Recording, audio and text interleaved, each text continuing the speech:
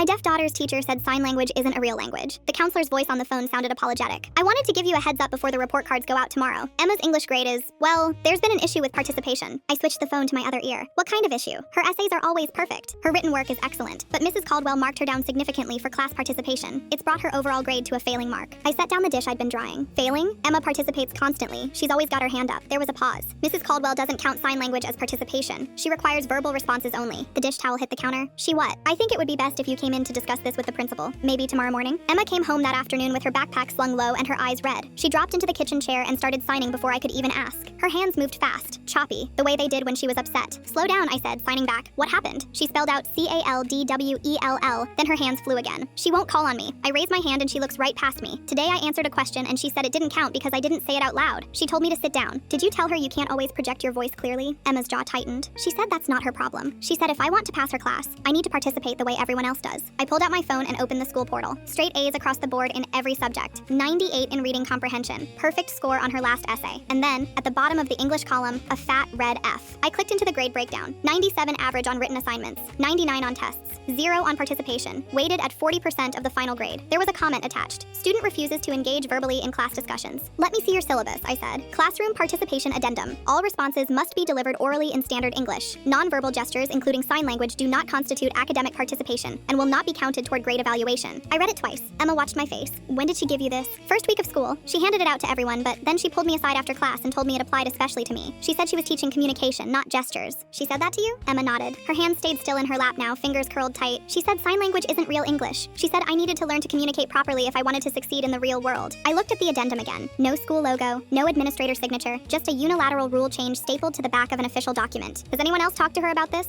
The counselor? The principal? Emma shook her head. I didn't want to make it worse. I thought if I just tried harder, wrote better essays, she'd see I was learning. You are learning. Your grades prove that. Not to her. Emma's hands lifted, then dropped back down. To her, I'm just the kid who won't talk. I set the syllabus on the table between us. The addendum stared back up, every word of it a violation. Emma had been silenced in the one place she should have been heard. I walked into Mrs. Caldwell's classroom at 7:45 the next morning with Emma's IEP folder, her 504 plan, and the ADA accommodation letter the district had signed 3 years ago. The room smelled like dry erase markers and old coffee. Mrs. Caldwell sat behind her desk, grading papers with a red pen, and didn't look up when I knocked. Mrs. Caldwell? She glanced up barely. You must be Emma's mother. I assumed you'd be stopping by. I stepped inside. I wanted to talk about her participation grade. There's not much to discuss. The syllabus is clear. She set down her pen and leaned back, arms folding across her chest. Emma has chosen not to participate verbally in class discussions. That's her decision, but it affects her grade. She participates constantly. She raises her hand, she answers questions, she engages with the material. She just uses sign language, which isn't what I require. Mrs. Caldwell's tone was flat, almost bored. This is an English class. I teach communication through spoken and written language. Sign language is neither of those things. Are you serious right now? Full story on my channel below.